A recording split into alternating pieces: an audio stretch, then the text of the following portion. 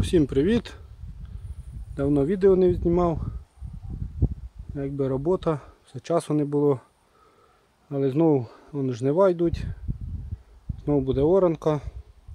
Передивляюся від трактора. От в мене була така проблема, що я як в'їжджаю в борозну, назад здаєш іменно в борозну чи переїжджаєш щось, то постійно був стук такий по осі.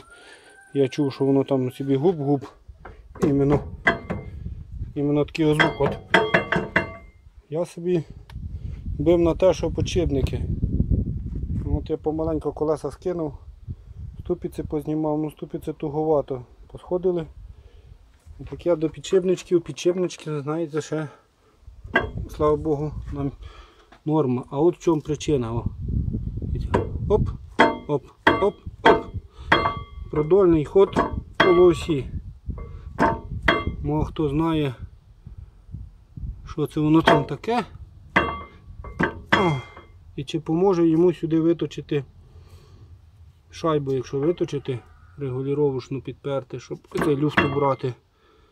От я не знаю, чи воно поможе, чи воно не поможе. Ну якби буду пробувати, чи прийдеться може зсередину скривати, дивитися ще. Ну, вверх-вниз от беру, такого немає, а іменно от туди-сюди є.